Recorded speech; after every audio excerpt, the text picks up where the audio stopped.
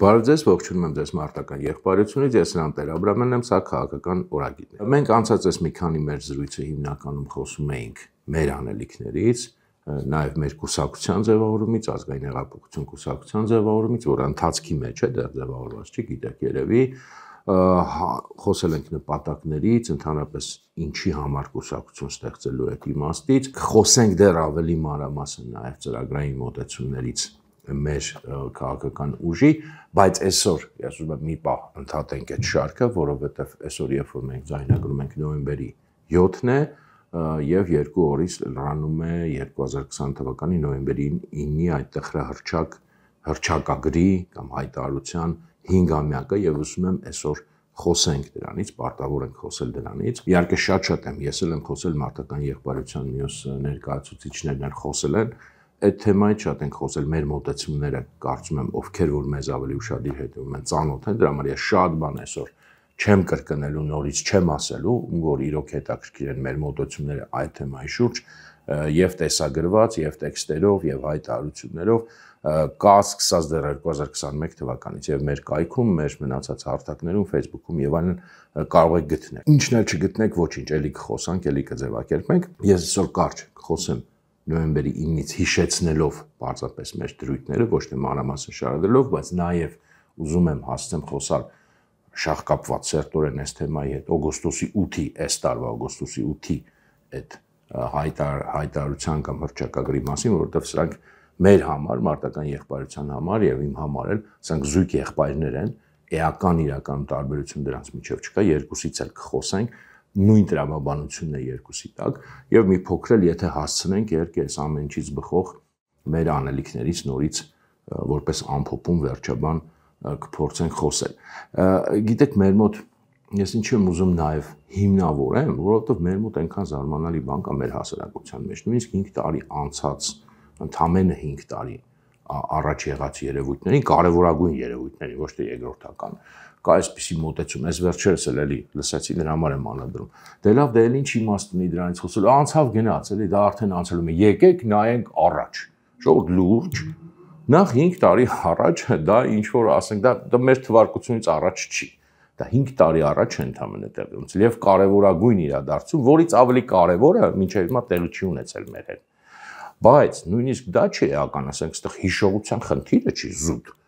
Խնդիրը նա է, որ այդ իրադարձությունն է, որ ձևավորել է եւ ձևավորում է մեր ներկան եւ դեռ չգիտենք ինչքան երկար ժամանակ ձևավորելու է, որտեղ մենք ապրում ենք դրա հետևանքների մեջ եւ ամեն ինչը մեր կյանքում պայմանավորված է ըստ էության նոյեմբերի 9-ի այդ հայտարարությամբ, այդ օրով եւ դրանից հետո ինչը որ եղել է, դա ոչ թե այսպես ասած փագում կամ ջրում է դա, այլ խորացնում է կամ զարգացնում է այդ նույն միտումը։ Մենք չենք կարող դրա մասին չխոսել, չհիշել կամ ասել դե դա անցյալում է։ Ես էլ չեմ ասում, որ շատ ավելի վաղ անցյալի դեպքերն են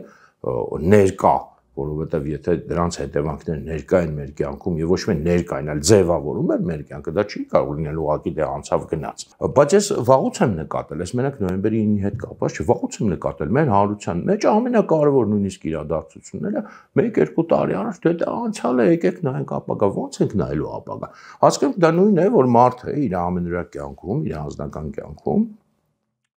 ուղղակի sense իր հիշողությունը հանի եւ միշտ ասի ես մենակ առաջ եմ նայում։ Ես ինքս անձամբ, ճիշտ ասած, իմ կյանքում, այո, ես ինքս սիրում եմ առաջ նայել, սիրում եմ ներկայում ապրել, բայց դա անհնար է առանց հիշելու, թե դու ինչ քայլեր ես արել անցյալում, որտեղ այն ինչ որ դու արել ես անցյալում, հենց դրանով էլ պայմանավորված է այն ինչը դու այսօր ես եւ ինչպես ես դու այսօր ապրում, այդ անցյալի որոշումներից է։ Դրա համար այդ բանը եկեք թարգենք։ Մենք նոյեմբերի 9-ը պարտավոր ենք հիշել 2020 թվականի նոյեմբերին, ոչ միայն 5 տարի անց, ոչ միայն 10 տարի անց, դեռ շատ երկար ենք հիշելու։ Ցավոք սրտի իդեպ,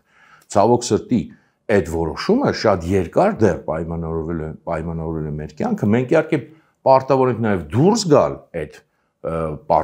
պարտադրանքից, բայց դա հեշտ չի լինելու եւ մեր ամբողջ նպատակը պետք է լինի դուրս գալ այդ պարտադրված սահմաններից նոյեմբերին, բայց դա հեշտ ճանապարհ չի լինելու եւ որպեսզի այդ ճանապարհը ընդհանրապես մի օր լինի, մենք անընդհատ պետք է անդրադառնանք, վերլուծենք եւ գնահատենք։ Կարճ գնահատականը հիշեցնում է նոյեմբերի 9-ի հետ կապված։ Շատ կարեւոր է հիշել, որ սա ոչ թե պարզապես որպես պարտության օր հիշել, հա, իհարկե ինքը ռազմական պարտության օր է, ինչու, որովհետեւ պետությունը Եթե արձանագրում է, համաձայնվում է, որ ինքը պարտվել է, կապ չունի ռեալ տվյալները նույնիսկ մարտի դաշտում, դա համարվում է արդեն քաղաքական իմաստով պարտություն, բայց ես եւ պարզ է որ դա կա եւ շատ կարեւոր է որ մենք հիշենք դա ոչ թե սոսկ որպես պարտության, որ դրա էությունը մի փոքր այլ է։ Դրա էությունը դիմադրության դադարեցման օր է, անհարկի դադարեցման օր է, դա հանձնվելու օր է, անհարկի հանձնվելու օր է եւ դա հայ ժողովրդից գողացված հաղթանակի օր է, որտեղ հայ ժողովուրդը ուներ ներուժը եւ եթե մեր պետությունը, մեր ղեկավարությունը եւ մեր քաղաքական էլիտան ունենար այդ կամքը դիմանալու դժվարություններին, դիմանալու նահանջներին, դիմանալու, դրանք ժամանակավոր էին լինելու, որտեղ ցանկացած պատերազմի ժամանակ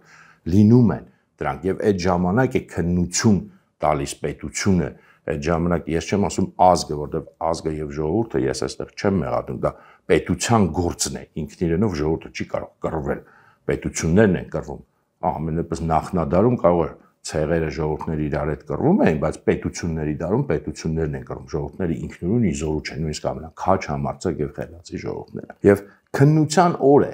լինում միշտ դա, այսինքն դու ճգնաժամային իրավիճակում, ժամանակավոր նահանջների իրավիճակում կարողանում ես այդքան կամք ունենալ, որպեսզի դիմադրություն շարունակես եւ որպես կանոն միշտ չէ, բայց որպես կանոն դա պսակվում է արդեն հաղթանակով, մենք էլ ենք դա անցել նույն 1991-94 թվականի Արցախյան պատերազմի ժամանակ մի քանի անգամ ենք անցել եւ աշխարհի գրեթե բոլոր ժողովուրդները դրանով անցել են։ Այստեղ շատ կարեւոր է որ հանձնվելու օրը հանձնվելու, որը կարծում էր ամբողջ հայկական քաղաքական էլիտան, ոչ միայն այս կառավարությունը այն ժամանակվա եւ այսօրվա այդ միևնույն կառավարությունը այդ հանձնվելու, այսպես ասած, գաղափարախոսությունը ընդունեց եւ իրականացնեց, այլև դա քարոզվում էր մեծ հաշվով ամբողջ պատերազմի ընթացքում եւ նույնիսկ պատերազմից առաջ բոլոր կարևոր քաղաքական, կարելի է ասել, խոշորների կողմից, խոշոր ֆիգուրների կողմից քարոզվում էր հանձնվելը, քարոզվում էր այդ ռուսական զորքի, խաղապահ զորքի այսպես կոչված տեղադրումը, տարբեր իհարկե այդպես բառեզբուն իմաստով չէին ասում հանձնվել, ասում էին դե օր առաջ պետք է դիմել Ռուսաստանի միջնորդությանը, պատերազմը դադարեցնել եւ այլն, տարբեր այսպես ասած կոդային բառերով էի խոսում, բայց բոլորը այդ նույնն էին ըստ էության քարոզում եւ ես դա եթե հետաքրքիր է մեր պայքարը շարքում ցույց են տալիս փաստերով, վերլուծում եմ այդ ժամանակվա ուրեմն իրենց ելույթներով, կոչերով եւ այսօր մեծ հաշվով ովքեր որ խաղում են քաղաքական դաշտում եւ նաեւ ներկայանում են որպես ընդդիմություն, այդ թվում նոր հին կարևոր չի, եթե փորփորեք տեսնեք պատերազմի ժամանակվա իրենց դիրքորոշումը, եթե ընդհանրապես որևէ դիրքորոշում հայտնել են, դա բաց նայած որ մեկի մոտ որքանով բայց եղել է կռիվը դադարեցնել, այսինքն հանձնվել այդ իրավիճակում կռիվը դադարեցնելու կոչերը, հանձնվելու կոչեր են եւ այսպես ասած դիմել միջնորդության ռուսական կամ թեկուզ ոչ ռուսական, բայց դա այդ օրերին ռուսականից էին խոսում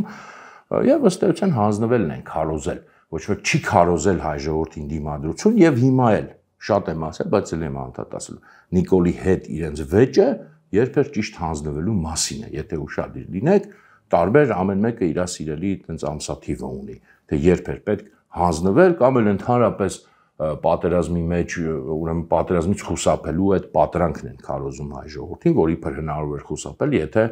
նախապես ուրեմն համաձայնվեինք այդ ռուսական պլանը։ Այսինքն իրենք բոլորը այդ նույնի մեջ են եւ հիմա էլ վիճում են այդ իրենց տարբեր այսպես ասած ճյուղավորումներով իբր շատ թեժ վիճում են մեծ հաշվով այդ նույնի մասին եւ նաեւ դրա պատճառով է որ չեն կարողանում իրենք այդ իշխանափոխությունը անել Հայաստանում։ Չեն կարողանում, որտեղ մեծ հաշվով այն ինչ որ իրենք ասում են կոնցեպտուալ չի տարբերվում նրանից ինչ որ այսօրվա կառավարությունը անում է կարող է ինձ թվում է որ շատ ուժեղ տարբերվում է որտեղ չգիտեմ նաև արտաքին կողմնորոշումների խնդիր են դնում բայց դա ընդհանրապես էական չի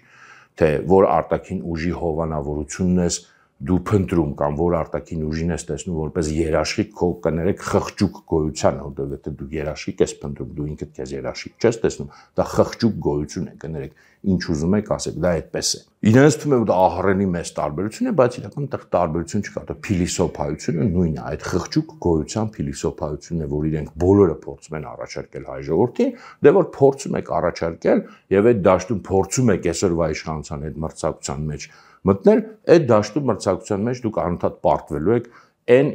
նախագծին ինչը որ այսօր ներկայացնում է այսօրվա ուրեմն կառավարությունը այսօրվա կառավարիչները եւ դրա համար էլ այդ խնդիրը նաեւ չի լուծվում Այդ խնդիրը կարող է լուծվել միայն երբ որ այլ կերպ մտածող մարդկանցով, այլ փիլիսոփայորեն այլ կերպ, ոչ թե ուղղակի այնպես խոսացող մտածող մարդկանցով կարողանանք հավաքվել, իրար գտնել, կազմակերպվել, խնդիրը դնել եւ ի վերջո լուծել։ Այդ ժամանակ հնարավոր կլինի լուծել։ Այս տարբերակում այդ խնդիրը չի լուծվելու, ինչքան ուզում է փող դնեն, ինչքան ուզում է չգիտեմ ինչ անեն, դե վերջը 5 տարի անցել, այդ 5 տարվա մեջ այդ խնդիրը իրանք չկարողացան լուծել, քանի անգամ դրեցին եւ ինչ իրավիճակներում։ Հիշեք օրինակի համար մի քիչ շեղվեցի, ճիշտ է բուն թեմայից, բայց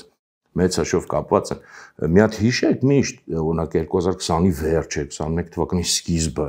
ինչքան թույլ վիճակում էր այսօրվա կառավարությունը եւ այդ թույլ վիճակում իրենք չկարողացան այդ խնդիրը լուծել, եթե նույնիսկ ուզում էին, չգիտեմ, դա էլ հարցը ուզում էին թե չէ, բայց ենթադրենք ուզում էին, չկարողացան այդ խնդիրը լուծել։ Նաև այն պատճառով, որտեղ իրենք ոչ մի կոնցեպտուալ հակադրություն չունեին հանձնվելու գաղափարախոսները,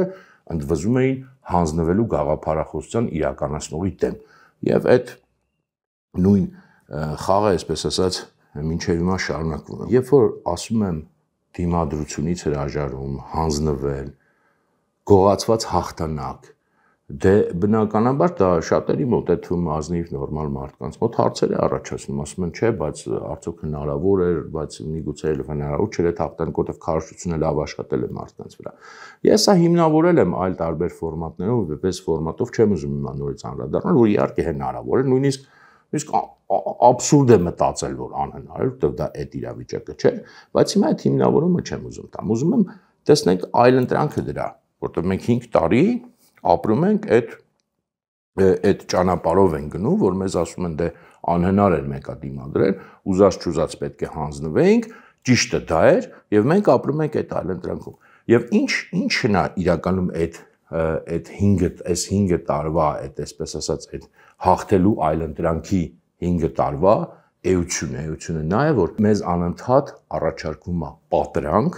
տարբեր միգուցե պատրանքներ կամ մի պատրանք իր ենթապատրանքներով, անընդհատ մենք 5 տարի գնում ենք պատրանքային ճանապարհով, որտեղ այդ հանձնվելը եւ հանձնվելով գոյատևելը կամ հանձնվելով ինչ որ մի այսպես կայուն խաղաղ վիճակի հասնելը, իհարկե ինքը պատրանք է։ Հիմա տեսեք, սկզբում մեզ ինչ էին ասում, երբ որ նույն այդ նոյեմբերի 9-ին չով էր հիմնավորվում եւ այդ իրավիճակը եւ առաջին 2-3 տարին, այսպես ասած, հետեւած դրան, ասում էին դե համենայն դեպս եկեք մենք հանձնվենք, որտեղ մենք շանս չունենք, գոնե Արցախի մնացորդը կփրկեն, գոնե Արցախում հայություն կմնա,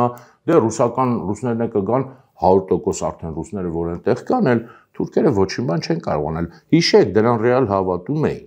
Եվ կներեք ձեզանից շատերն էլ հավանաբար ես չեմ մեղադրում իրոք, բայց եթե անկեղծ լինեք եւ հիշեք, հավատում եք դրան, չէ՞, հավատում եք։ Եվ երբ որ այն ժամանակ իմ նման մարդիկ, մեր նման մարդիկ ձեզ ասում էին, չէ, դա պատրանք է, պետք է շարունակել դիմադրություն, դուք ասում եք, չէ, ախր ձեր ասածը խելքին մոտ չի։ Այսա խելքին մոտ, ասա պրագմատիկ է։ Եվ հիմա տեսանք մենք 2023-ին Արցախի դեպքերի օրինակով տեսանք, թե դա ինչ պրագմատիզմ էր, թե դա ինչ ռեալիստական մոտեցում էր եւ քանի կոպեկ արժեր։ Հիմա մենք նոյեմբերին, երբ որ արդարացնում ենք Արցախի մնացորդը կփրկենք, Արցախում հայեր կմնան, ռուսներն էլ 100% երաշխավորելու են։ Ուր են այդ բոլոր հույսերը, այդ բոլոր այդ վստահությունը նույնիսկ չկա ինքը, չկա։ Մենք տեսանք, որ ոչ մի մնացորդ էլ մենք դրանով չկարողացանք փրկել, ոչ մի հայ չի մնացել Արցախում եւ ոչ մի ռուսական զորք փաստով, ախր դրանից ավել էլ ինչ կարելի է տեսնել, փաստով մեր աչքերով տեսանք, այն ինչ որ մեր սերունդները, նախկին սերունդները մի քանի անգամ տեսել էին, բայց մենք չէինք հավատում, ամեն անգամ այդ պատմական օրինակները երբ որ բերում են, չէինք հավատում, ասում ենք դե չէ, չի կարող այդպես լինել, բայց տեսանք, որ այդպես եղավ։ Սա առաջի պատրանքն էր, այդ պատրանքի ճանապարհով մենք գնացինք եւ ստացանք 2023 թվականին ինչ որ ստացանք, եւ սա պատահականություն չէր, սա ինչ որ մեկի միայն չարակամություն չէր, սա օրինաչափություն էր։ Որ դա օրինաչափություն էր, դա որտեղ մինչև այդ մենք դրա մասին խոսել ենք։ Այդ հիմա հետ post-factum չեմ խոսում այս ամեն ինչի մասին։ Հիմա մյուս պատրանքի մեջ ենք թևակողել, այդ առաջի տարիներին ասած ռուսական պատրանքներ, հիմա ամերիկյան պատրանքն է կամ արևմտյան պատրանքը եւ դրա գագաթնակետը այս օգոստոսի 8-ի ուրեմն հայտարարությունն է, որ հիմա ասում են դե էսա տեսակ, այ հիմա լավ, այս ամենից հետո, այս ծանր, հա, իդեպ հիշեցնեմ, որ այն ժամանակ էլ, հենց նոյեմբերի 9-ից անմիջապես հետո ամեն օր ասում են, չէ, ճանապարհները հեսա կբացվեն, չգիտեմ ինչ կլինի։ Հիմա ուրախացել են 5 տարի անց մի հատ այդ ցորենի պատմությունը մանկապարտեզի պես քննարկում են, եսի ինչ են անում, որ տեսեք բացվում են ճանապարհները, բայց նոյեմբերի 9-ից հետո դուք մեռաք ասելով, որ հեսա բացվում են, եւ ոչ մի բան չի բացվել։ Եվ նույնիսկ եթե մի օր բացվեն, ճիշտ է, դա իրականում այդքան էական չի այս խոսակցության մեջ, ուղղակի հիշեցնում եմ, որ այն ժամանակ էլ այդ հավատը վստահությունը կար։ Հիմա մյուս պատրանքն է, որ հեսա այս օգոստոսի 8-ը սա արդեն լրիվ հակառակն է, այն ժամանակ քան որ ռուսները վատն էին, ռուսները չկատարեցին իրենց երաշխիքները, իրենց խոստումները, այ հիմա այ լավն են ամերիկացիները, Թրամփը շատ լավն է, այ ինքը կանի։ Իրականում իհարկե սա լրիվ նույն մոտեցումն է, լրիվ նույն դրամաբանությունն է։ Այն մարդիկ, որոնք այն ժամանակ ռուսների վրա էին հույսը դնում, նույն դրամաբանությամբ հիմա դնում են ամերիկացիների վրա հույսը եւ հաց իհարկե բացարձակ նա չի, թե ռուսները լավն են կամ վատն են, ամերիկացիները լավն են կամ վատն են, հարցը դա չի։ Հարցը նա է, որ եթե դու երաշխիքը փնտրում ես դրսում եւ ինքը քեզանից չես ուզում ոչինչ ներկայացնել եւ մտածում ես, որ առանց ուժային գործոն լինելու դու կարող ես հասնել ինչ-որ նպատակների, բնականաբար դու ոչինչ բանի չես հասնի եւ նույն պատրանքների մեջ ենք մենք հիմա։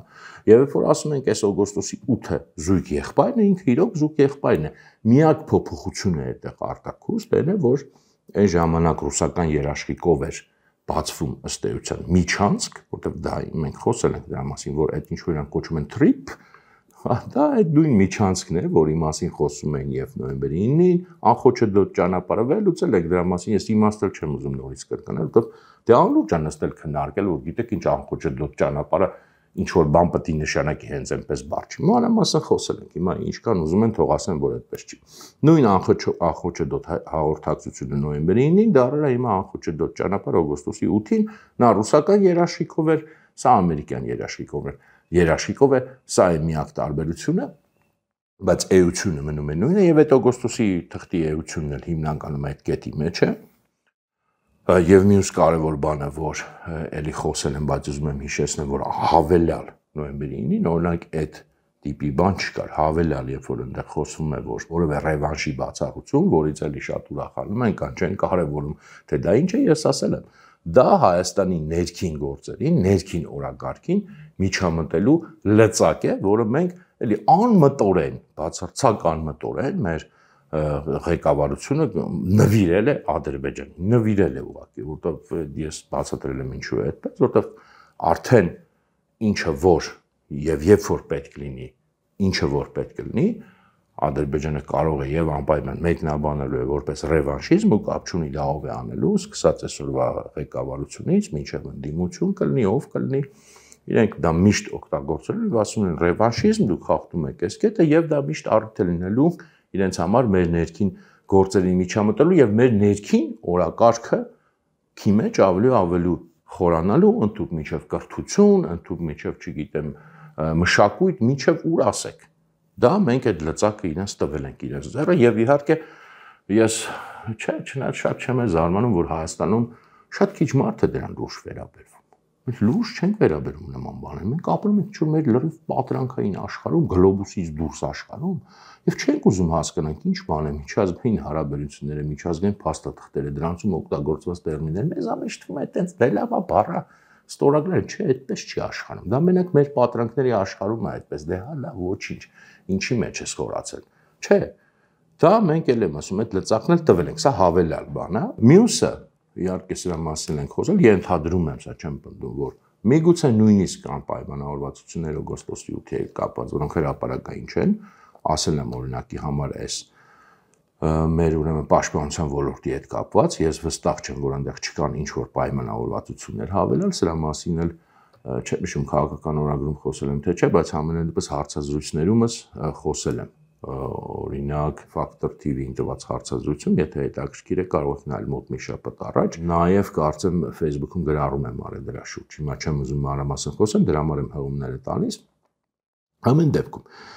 այսօր մենք տեսնում ենք, այսօր նորից ուրեմն հայ հանրությունը կամ մեր քաղաքական դաշտը, մեր փորձը զարմացել է, տեսակ Ալիևը նորից ասում է արևմտյան Ադրբեջան գյուղ չա, լուրջ։ Ես այդ զարմանքից եմ միշտ զարմանում։ Էլի կներեք հում եմ անում իմ հարցազրույցին, ես մի քանի օր առաջ գնացել եմ հարցազրույց տվեցի, ես հոգնել եմ այդ թեմայից խոսել, որ այդ հարցը տվեցին, լուրջ հոգնել եմ։ Ես հոգնել եմ դրանից, որ ամեն անգամ ասես մի տալիք Հայաստանում բարձում, ոնց նորից ինքը խոսած, հա, ինքը միշտ խոսալ, հա, Ժորժ ջան, եւ նույնիսկ եթե չխոսա, խոսալու հարց չի։ Դա հետևողական ստրատեգիկ քաղաքականություն է, դա ինստիտուցիոնալիզացված քաղաքականություն է, դա հենց այնպես խոսք չի։ Եվ մեռանք արդեն ամեն ձևով դա բացատրելով, ասելով, հիմնավորելով, նյութը բերելով, եթե ինչ-որ մեկը շարունակում է եւ ես վստահ եմ, որ կանցնի ինչ-որ ժամանակ, ասենք ամեն օր չի խոսալա դրանից, ասենք մի 2-3 ամիս հետո Ալիևը նորից ինչ-որ մի բան կասի կամ չգիտեմ Ալիևի շրջապատից մեկ եւ նորից նույն զարմանքը կլինի։ Ասում ոնց, բա խաղաղության են գնում, բա ոնց է տենց բաներ խոսում, հա, խոսալու է այդպիսի բաներ եւ ոչ միայն խոսելու է, որովհետեւ հա, այս հարցն էլ տալիս, բա կարող է չստորագրի պայմանագիրը։ Ես կարծում եմ կստորագրի, մի վախեցեք, եթե դուք կարծում եք, որ այդ թուղթ ստորագրելու խնդիրն է, ես դες հանգստացնեմ, Վալերիան կա Վալեդոր, կարող չխմեք, չանհանգստանաք։ Այն ժամանակ որտեվ ինձ զանգողներ կային տարիներ առաջ միշտ տենց հանգստացնում է իրենց, որտեվ իրենք օրինակ չգիտեմ միշտ վախենում, բա Քոչարյանը կգա իշխանության, չէ, չի գա Քոչարյանի իշխանության, 21 թվականի մասին է խոսքը, հիմա էլ չի գա։ Եվ մի վախեցեք, կարող շատ չանհանգստանաք, այդ թուղթը ինքը կստորագրի ձեզ, ուղղակի այդ թուղթը խաղաղության հետ ոչ մի կապ չունի, դա թուղթ է։ Եթե դուք լուրջ հավատում եք, որ այդ թղթի ստորագրումով դուք հասնում եք խաղաղության, չգիտեմ ինչ ասեմ ձեզ, բայց եթե ուզում եք իմանալ իրականությունը, նորից ասում եմ, եւ դա ես ասում եմ ոչ թե իմ գլխից, դա ասում եմ այն ինչը որ ամենօրյա նյութին իրենց հետևելով, իրենց քարոզչությանը, իրենց պաշտոնական խոսքին տարիների ընթացքում, ոչ թե պատահական, ամենօրվա ռեժիմով 2-3 տարի հետևելով, ես դες ասում եմ, այդ թուղթը առանձին թողեք, բացի թղթից իրենք, գրեթե բացահայտ է, իրենք ունեն այդ հերթականությունը քայլերի, թե ինչ են իրենք անելու, բացի այդ թղթի ստորագրումից հետո շարունակվելու են պահանջները Հայաստանի նկատմամբ, կա այդ ցանկը պահանջների։ Եվ Արևմտյան Ադրբեջանը ոչ թե որ իրենք տարածքն են ուզում գրավեն, այդ իրենք հիմա չեն դնում այդ խնդիրը։ Իրենք դնում են խնդիրը վերադարձի։ Այդ ադրբեջանցիների կամ թուրքերի մեր լեզվով ասած, պարզ լեզվով հայերեն ասած, թուրքերի վերադարձը Հայաստան։ Եվ իրենց մոտ դա ինստիտուցիոնալ է, հիմա ես չեմ ուզում նորից խորանամ, մի օր առիթ կլինի էլի խոսամ։ Հասկացեք, ինստիտուցիոնալ է, հենց այնպես չեն խոսում։ Պատրաստում են, փաստաթղթերը պատրաստում են, կազմակերպությունը ունեն, ամեն ինչը ունեն։ Այդ թեման լինելու է։ Հայաստանի այդ այսպես կոչված դեմիլիտարիզացիայի թեման լինելու է, եթե չգիտեմ բանավոր այդտեղ ինչ որ պայմանավորվածություն կա, հիմա չեն խոսում։ Եթե ճիշտ գտնեն, նորից կխոսեն, բայց թեման ինքը կա, անկախ նրանից խոսում են թե չէ։ Հայաստանից փոխհատուցումներ ստանալու թեման կա եւ լինելու, դա կապ չունի, ոչ մի կապ չունի այդ թղթի հետ։ Թուղթը կստորագրեն եւ այդ թեմաները շարունակել են ձեզ ներկայացնել, չզարմանաք նորից ամեն անգամ։ Որտեւ հա թղթի հետ կապված իրենք ինչ որ պայմաններ դրել են, այդ պայմանները հենց որ կատարում են վերջին այդ համանadrության փոփոխությունը ամենայն հավանականությամբ կստորագրեն կամ չեն ստորագրի, նայած ոնց իրենց այդ պահին պետք կլինի, բայց շատ հավանական է որ ստորագրեն։ Դա ոչինչ չի նշանակել, այս կետերը մնալու են եւ մնում են ուժի մեջ։ Եվ այս մյուս պատրանքը արդեն որի մեջ մենք ապրում ենք, պատրանքից պատրանք, որ մենք գնում ենք դեպի խաղաղություն հիմա էլ իբր ամերիկյան երաշխիքով եւ վերջերս էլ հա մի գրառում տեսա այս Ալիևի խոսքից հետո մի հատ այդ փորձագետներից մեկը հայտնի ու փորձագետ ասելով իշխանական քարոզիչ էլի իրականում ցավոք սրտի այդ մարդը այդպիսի դեր է իր վրա վերցել օ բամբա հեսա սպասում ենք Ամերիկայի ռեակցիային հեսա Թրամփը կասի լուրջ հավատում եք դες բաներին լուրջ ուլիքը մարդ կարդում է լայքում է բանալ լուրջ հավատում եք որ հիմա ամերիկան Թրամփը ռեակցիա է տալու հա դրան ասենք ես չեմ հասկանում իրոք ուզում եմ հասկանում լուրջ են դրան հավատում թե ուղղակի ասենք տենց դե պետքա գրում են բայց եթե լուրջ են հավատում ֆանտաստիկայի ոլորտից է ուղղակի ոնց կարելի է նման աշխարհում ապրել ոնց կարա հասուն մարդը ապրի նման վարդագույն աշխարհում ես չեմ պատկերացնում իրոք չեմ պատկերացնում բայց ես հավատում եմ որ նաև այո մի մասը հավատում սպասում այսա Թրամփը կասի անպայման այսա WhatsApp-ով զանգեք հիշացրեք տեղը երկրի անունը գոնե հիշացրեք կարող է մի բան ասի էլի մի կողմ թողնենք իհարկե այս հեգնանքը ամեն դեպքում այս պատրանքի խնդիրն է որովհետև դիմադրության դադարեցումը եւ հրաժարումը պայքարից ինքը միշտ բերում է պատրանքների աշխարհից մի պատրանքից մյուսը հիմա այս պատրանքները նույնիսկ եթե ակտարենք ոնց որ ռուսական խաղապազորքի պատրանքը հաղթարեցինք, չնայած նույնիսկ դա միջև վերջ հաղթարված չի, դիքը մարդ հիմա էլ չի հասկացել, որ դա օրինաչափություն էր։ Մյուս պատրանքը կգա, որովհետև երբ որ պետությունը, հասարակությունը հրաժարվում է պայքարի ճանապարհից, ինքը ստիպված, ուրիշ այլընտրանք չունի էլ, ինքը ստիպված ընկնում է պատրանքների մեջ, որովհետև այս աշխարհում պատրանք է մտածել, որ դու առանց պայքարի կարող ես ունենալ սուբյեկտի ստատուս, անկախ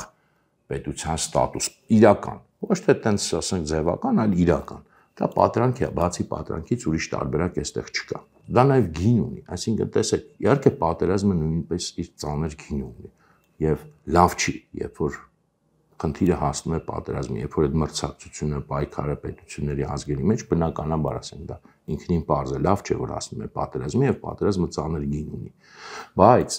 խնդիրը նա է, որ դիմադրությունից հրաժարվելը կեսից դուրս գալը, որտեղ դա կեսից դուրս գալ էր, դա ոչ թե այդ պարտություններ, որ ուղղակի իրոք այլ տարբերակ չկա, դա կեսից դուրս գալը, կռվից կեսից դուրս գալը, նույնպես իր գինը ունի, եւ այդ գինը էլի ոչ միայն պատրանքներն են,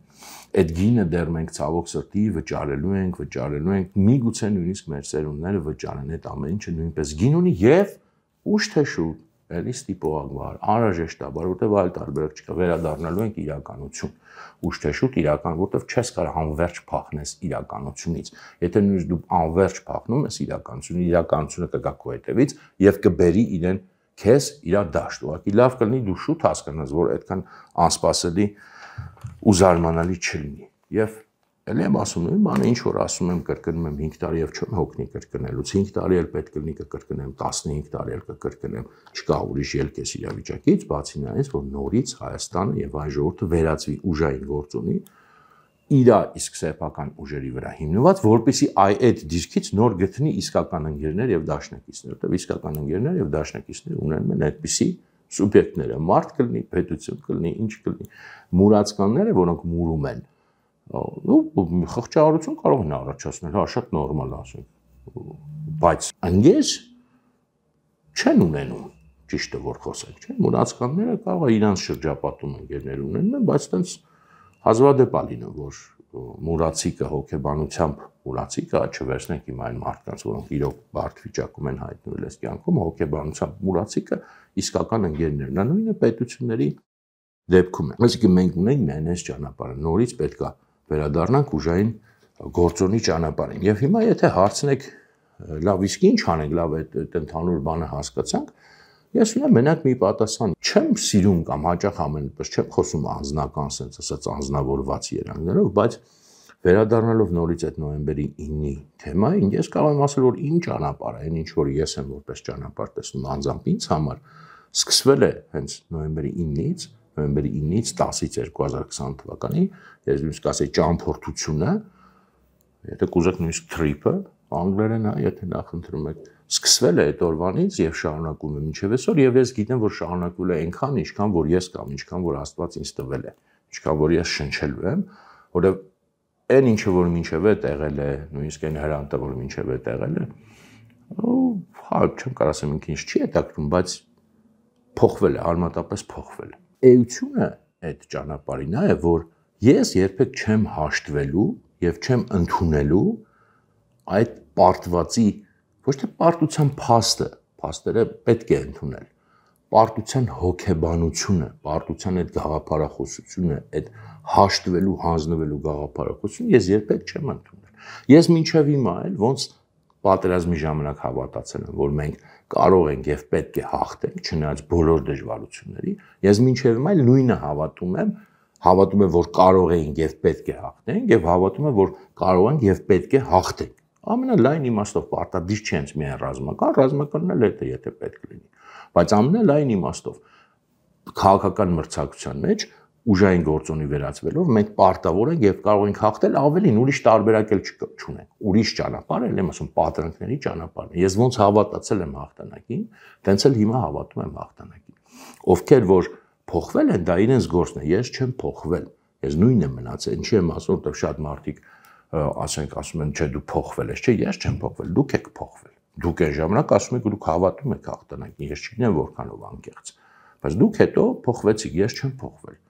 Եվ ես չեմ փոխվել ոչ թե որ ես կամակոր եմ, այլ որովհետև ես չեմ ուզում իմ բանականությունը ստապ կորցնել, որտեղ երբ որ դու հավատում ես այդ պարտության հոգեբանությունը, այդ ընկճվածի թուլության հոգեբանությունը, դա ստապ իրականության հետ կապ կորցնելն է։ Դու բանականությունն ես քո կորցնում, ոնց կարող մարդը ստապ բանականությամբ մտածի, որ դե ոչ մի տարբերակ չկա, ոչ մի բան չեն կարող, դա ստապ բանականության հետ ոչ մի կապ չունի։ Ես իբր չեմ հավատալու, որ Ադրբեջանի թուրքերը այնքան գերհզոր սուպերմեններ են, որ դրանց դեմ Հայաստանը ճար չունի։ Մենք Չինաստանի մասին չենք խոսում, չգիտեմ, ասենք մեր մրցակիցը կամ նույնիսկ ասենք Թուրքիան եւ Իրանը չեն տվյալ դեպքում։ Ադրբեջանի մասին է խոսքը։ Եվ ոնց կարող ասենք ստապ բանականությամբ մարդը հավատա, որ իրոք այդ ես չեմ ասում իրենք ռեսուրսներով մեզնից ուժեղ չեն, չգիտեմ քանակով մեզնից ուժեղ չեն, բայց դա այն հարաբերությունը չի։ Եվ վերադառնալով իմ ասածին, ես չեմ հաշտվում եւ չեմ ընդունում այդ փիլիսոփայությունը, պարտության եւ փնտրում եմ եւ գտնում եմ մարդկանց, որոնք նույն կերպ են մտածում, նույն կերպ են զգում եւ մենք մեզ գտնում ենք իրար եւ մենք էլի մեզ գտնելու ենք, մենք իրար գտնելու ենք եւ երբ որ մենք իրոք իրար գտնենք եւ իրոք կազմակերպվենք եւ դնենք այդ խնդիրը արդեն քաղաքական նաեւ պայքարի եւ լուծենք այդ խնդիրը, մենք կհասնենք հաջողության։ Ես ուրիշ ճանապարհ իրոք չգիտեմ։ Բացի նրանից, որ մենք կանք, հաստատ կանք, մենք պետք է իրար գտնենք եւ գտնելուց բացի մենք պետք է կազմակերպվենք, որովհետեւ ուրիշ ոչոք բացի մեզանից դա չի անելու եւ դնենք խնդիրները եւ ժամանակը կգա, իրավիճակը կգա, երբ որ մենք դրանք կարողանանք լուծել հերթով, սկզբում երկրի ներսում եւ հետո արտաքին հարաբերություններում։ Եվ գալու է այդ ժամանակը, որտեղ պատրանքները անվերջ չեն կարող լինել, եւ գալու է այդ ժամանակը, որ այդ ձևի մտածող մարդկանց կարիքն է ունենալու երկիրը, բայց շատ կարեւոր է, որ այդ իրավիճակում միակ կարեւոր պայմանն է այդ մարդիկ լինեն կազմակերպված վիճակում։ Եթե իրենք ցակուցրիվ լինեն, ամեն մեկը իր տանը լինի, այդ իրավիճակը կարող է գալ, մեր կարիքը կարող է լինել, բայց մենք չկարողանանք գործել, ոնց որ եղել են նման իրավիճակներ այս 5 տարիների մեջ։ Դրա համար է շատ կարևոր կազմակերպելը, ոչ թե որ դե հիմա կազմակերպեցինք, վաղը միանգամից հասանք մեր նպատակին։ Կարող վաղը չիմիսորն ենք հասնում, կարող վաղն ենք հասնում, կարող 5 տարի ենք, հետո ենք հասնում, բայց կարևոր մենք պատրաստ կազմակերպված լինենք այդ իրավիճակի ժամանակ։ Սա է խնդիրը, որով հաստատ մենք կանք այն քանակի, որը անհրաժեշտ է,